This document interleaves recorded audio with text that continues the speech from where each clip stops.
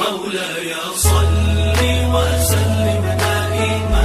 أبدا على حبيبك خير الخلق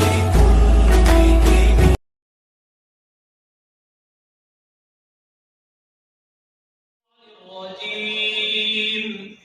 بسم الله الرحمن الرحيم. إنا بلوناهم كما بلونا أصحاب الجنة إذ أقسموا ليصرمنها مصبحين ولا يستثنون فطاف عليها طائف من ربك وهم نائمون فأصبحت كالصريم فتنادوا مصبحين أن اغدوا على حرثكم إن كنتم صارمين فانطلقوا وهم يتخافتون ألا يدخلنها اليوم عليكم مسكين وغدوا على حرد قادرين.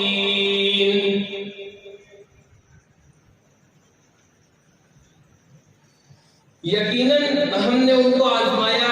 جیسا کہ ہم نے باغ والوں کو آزمایا تھا، جبکہ ان لوگوں نے قسم کھائی کہ وہ ضرور صبح کے وقت پھل کو توڑیں گے اور انشاءاللہ بھی نہیں کہا. بس آپ کے پروردگار کی طرف سے ایک پھرنے والا اس باغ پر پھر گیا اور یہ لوگ سوئے ہوئے تھے. بس وہ باغ صبح کے وقت کٹے ہوئے کھیت کی طرح ہو گیا. جب یہ لوگ صبح اٹھے تو ایک دوسرے کو بلانے لگے کہ تم چلو اپنے کھیتوں کی طرف اگر تم پھل توڑنے والے ہو. تو وہ لوگ آپس میں چھپکے چھپکے باتیں ہوئے کرتے چلے کہ آج اس باغ پر کوئی مسکین داخل نہ ہو جائے اور اپنے آپ کو نہ دینے پر قادر سمجھ کر چلے. رسول اللہ صلی اللہ علیہ وسلم کے ہجرت فرمانے کے بعد اللہ تبارک و تعالیٰ نے مکہ کے مشرکوں پر قحط بھیج دیا تھا. قحط کی وجہ سے ان لوگوں نے بہت سی تکلیفوں کا سامنا کیا. اسی کو یہاں بیان فرمایا ہے اِنَّا بَلَوْنَاهُمْ كَمَا بَلَوْنَا أَصْحَابَ الْجَنَّةِ کہ یقیناً ہم نے ان کو یعنی مشرکین مکہ کو آزمایا جیسا کہ ہم نے باغ والوں کو آزمایا تھا. یہ باغ کہاں تھا اور یہ باغ والے کون تھے؟ اس سلسلے میں حضرت ابن عباس رضی اللہ عنہ نے فرمایا کہ یہ باغ یمن کے شہر صنعاء سے 2 برسخ کے فاصلے پر تھا اور اس باغ کے جو مالک تھے وہ بڑے سخی تھے. ان لوگوں کا معمول یہ تھا کہ جب باغ سے پھل کاٹتے اور بھوسے سے دانے کو الگ کرتے تھے تو مساکین آ جاتے تھے اور یہ لوگ پھل اور دانہ مسکینوں کو دل کھول کر دیا کرتے تھے. آخر میں یہ ہوا کہ ان میں سے ایک شخص کی موت ہو گئی. اس نے اپنے 3 بیٹے وارث چھوڑے. ان ورثاء نے آپس میں مشورہ کیا کہ اب ہمارے اہل و عیال زیادہ ہو گئے ہیں اور مال کم ہو گئے ہیں. اب اگر ہم اسی طرح سخاوت کرتے رہے اور مسکینوں کو دیتے رہے تو ہمارے لیے مال کم پڑ جائے گا. انہوں نے مشورے سے آپس میں یہ بات طے کی کہ اب ہم آئندہ بالکل صبح باغ میں پہنچ جائیں گے اور پھل اور کھیتی کاٹ کر اپنے گھروں میں لے آئیں گے. اور انہوں نے یہ سب باتیں طے کی اور قسمیں کھائی کہ ہم ضرور ایسا کریں گے، لیکن انشاءاللہ کسی کے منہ سے بھی نہیں نکلا. اسی کو آگے آیت میں بیان فرمایا ہے اِذْ أَقْسَمُوا لَيَصْرِمُنَّهَا مُصْبِحِينَ وَلَا يَسْتَثْنُونَ کہ جب کہ ان لوگوں نے قسم کھائی کہ وہ ضرور صبح کے وقت پھل کو توڑیں گے اور انشاءاللہ بھی نہیں کہا. اول تو مسکینوں کو نہ دینے کی قسم کھائی کہ ہم مسکینوں کو کچھ نہیں دیں گے اور دوسرا انشاءاللہ کہنا بھول گئے تو اللہ تعالیٰ نے راتوں رات ان کے بعد پر ایک آفت بھیجی جبکہ یہ لوگ سوئے ہوئے تھے. اسی کو آگے آیت میں ذکر فرمایا ہے فَطَافَ عَلَيْهَا طَائِفٌ مِّن رَّبِّكَ وَهُمْ نَائِمُونَ فَأَصْبَحَتْ كَالصَّرِيمِ بس آپ کے پروردگار کی طرف سے ایک پھرنے والا اس باغ پر پھر گیا اور یہ لوگ سوئے ہوئے تھے. بس وہ باغ صبح کے وقت کٹے ہوئے کھیت کی طرح ہو گیا. جب وہ لوگ صبح اٹھے تو ایک دوسرے کو آواز لگانے لگے کہ آؤ اگر تمہیں اپنی کھیتی کی پیداوار پوری لینی ہے اور مسکینوں کو کچھ نہیں دینا ہے تو جلدی چلو ورنہ عادت کے مطابق مساکین آ جائیں گے. یہ لوگ چلے کہ آپس میں چھپکے چھپکے باتیں کرتے ہوئے کہ دیکھو آج اس بات پر کوئی مسکین داخل نہ ہو جائے. ہم کیا ہے اس پر قابو پانے کی کوشش کرو اور اپنے مال کو اپنے قبضے میں کر لو۔ اسی کا آگے آیت میں تذکرہ ہے فَانْطَلَقُوا وَهُمْ يَتَخَافَتُونَ أَلَّا يَدْخُلَنَّهَا الْيَوْمَ عَلَيْكُمْ مِسْكِينٌ، تو وہ لوگ آپس میں چھپکے باتیں کرتے ہوئے چلے کہ آج اس بات پر کوئی مسکین داخل نہ ہو جائے اور اپنے آپ کو نہ دینے پر قادر سمجھ کر چلے۔ جب وہ لوگ باغ میں پہنچے تو دیکھا کہ باغ تو جلا ہوا ہے، تو کہنے لگے یہ ہمارا باغ نہیں ہے، ہم تو راستہ بھٹک گئے ہیں۔ لیکن جب قریب کے نشانات کو دیکھا تو کہنے لگے ہم بھٹکے نہیں ہیں، یہی ہمارا باغ ہے، بلکہ ہم محروم کر دیے گئے ہیں کیونکہ ہم نے یہ ٹھان لیا تھا کہ ہم مسکینوں کو کچھ نہیں دیں گے۔ اسی کا آگے آیت میں تذکرہ ہے فَلَمَّا رَأَوْهَا قَالُوا إِنَّا لَضَالُّونَ بَلْ نَحْنُ مَحْرُومُونَ، بس جب ان لوگوں نے اس باغ کو دیکھا تو کہنے لگے یقیناً ہم بھٹک گئے ہیں بلکہ ہم محروم کر دیے گئے ہیں۔ ان میں سے جو اچھا آدمی تھا اس نے کہا کہ میں نے تم سے نہیں کہا تھا کہ تم اللہ تعالیٰ کی بڑائی اور کبریائی کو بیان کرو، تو وہ لوگ کہنے لگے ہم اپنے پروردگار کی بڑائی کو بیان کرتے ہیں، یقیناً ہم نے ظلم والا فیصلہ کیا کہ ہم مسکینوں کو کچھ نہیں دیں گے۔ اسی کو آگے آیت میں ذکر فرمایا قال اوثقهم الم اقل لكم لولا تسبحون قالوا سبحان ربنا انا كنا ظالمين۔ پھر اس طرح عام طور پر ہوتا ہے کہ اگر کسی کام کو چند لوگ مل کر کرتے ہیں اور اس میں کچھ بگاڑ پیدا ہو جاتا ہے تو ایک دوسرے کو ملامت کرنے لگتے ہیں کہ تیری وجہ سے یہ کام ہوا ہے اور تو نے یہ رائے دی تھی۔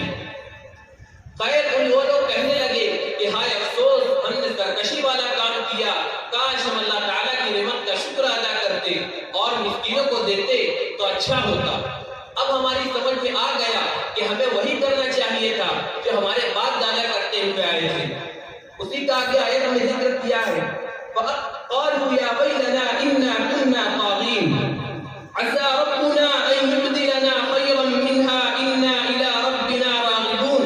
کہنے لگے کہ امید ہے کہ ہمارا پروردگار ہم کو اس بات سے بہتر بات عطا کرے، یقیناً ہم اپنے پروردگار کی طرف رجوع کرتے ہیں۔ آخر میں اللہ تعالیٰ نے فرمایا كذلك العذاب، اور اسی طرح عذاب ہوتا ہے، اور یہ تو دنیا کا عذاب ہے، ولعذاب الآخرة اکبر، اور آخرت کا عذاب اس سے بڑھ کر ہے، لو كانوا يعلمون، کیا خوب ہوتا کہ یہ لوگ جان لیتے۔ انہی چند آیتوں کی تفسیر کے پر اکتفا کرتے ہوئے میں اپنے ساتھی حافظ محمد اسماعیل صاحب سے گزارش کرتا ہوں کہ میں نے جن آیتوں کی تفسیر کی ہے انہی آیتوں کی نقلی ترتیب کریں۔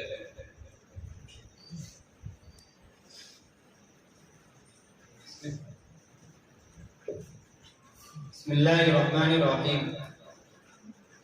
ان حرف مشبہ بالفعل نا ضمیر اس کا اسم بلونا فعل ماضی مثبت معروف صیغہ جمع متقدم اسباب نصب ینصب غیر صحیح اس لیے کہ ناقص واوی ہے۔ نا ضمیر اس کا فاعل ضمیر 5 ہے، مرفوع متصل مرفوع منفصل منصوب متصل منصوب منفصل مجرور متصل۔ ان میں سے مرفوع متصل ہے، مرفوع اس لیے کہ فاعل بن رہی ہے اور متصل اس لیے کہ فعل سے مل کر آ رہی ہے۔ ہم ضمیر مفعول به کاف بمعنی مثل مضاف ما مصدریہ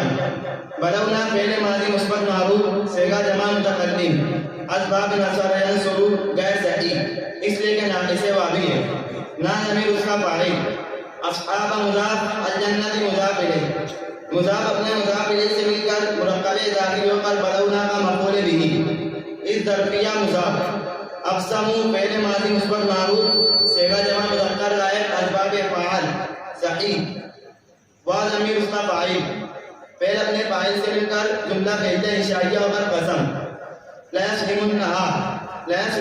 لام تاکید بام تاکید ثقیلہ فعل مضارع معروف صیغہ جمع مذکر غائب اسباب ضرب یضرب صحیح وا ضمیر ذو الحال مصبحین حال ذو الحال اپنے حال سے مل کر لا یسرمن کا فاعل ہا ضمیر مفعول به راجع بجانب الجنہ لا یسرمن فعل اپنے فاعل اور مفعول به سے مل کر جملہ کہتا خبریہ ہو کر جواب قسم قسم اپنے جواب قسم سے مل کر اس ظرفیہ کا مضاف الیہ اس ظرفیہ مضاف اپنے مضاف الیہ سے مل کر مرکب ذاتی ہو کر بلونا کا ظرف بلونا فعل اپنے فاعل مفعول به اور ظرف سے مل کر ما مصدریہ کا صلہ ما مصدریہ اپنے صلے سے مل کر بتاویل مصدر ہو کر کاف کا مضاف الیہ کاف مضاف اپنے مضاف الیہ سے مل کر مرکب ذاتی ہو کر صفت بلا الموصوف محذوف کی بلا الموصوف معذوف اپنی صفت سے مل کر مرکب توصیفی ہو کر بلونا ان کا مفعول مطلق بلونا فعل اپنے فاعل مفعول به اور مفعول مطلق سے مل کر ان حرف مشبہ بالفعل کی خبر ان حرف مشبہ بالفعل اپنے اسم اور خبر سے مل کر جملہ اسمیہ خبریہ ہوا اس لیے کہ مفعول مطلق ایسے مصدر کو کہتے ہیں جو فعل کے بعد ہے اور فعل کے ہم معنی ہو اس میں بلاء مصدر ہے اور وہ فعل کے بعد آئے اور فعل کے ہم معنی اس لیے اس کو مفعول مطلق بنائے مفعول مطلق تین مقاصد کے لیے آتا ہے تاکید کے لیے نوعیت کے لیے اور تعداد کے لیے یہاں پر تاکید کے لیے آیا ہے بس یہی چند تو نحوی صرفی قواعد تھے جو میں نے آپ کے سامنے پیش کیے دعا ہے کہ اللہ تبارک و تعالی اساتذہ کرام کو اور ناظرین مدرسہ کو جزائے خیر عطا فرمائے آمین وآخر دعوانا الحمدللہ رب العالمین ماشاء اللہ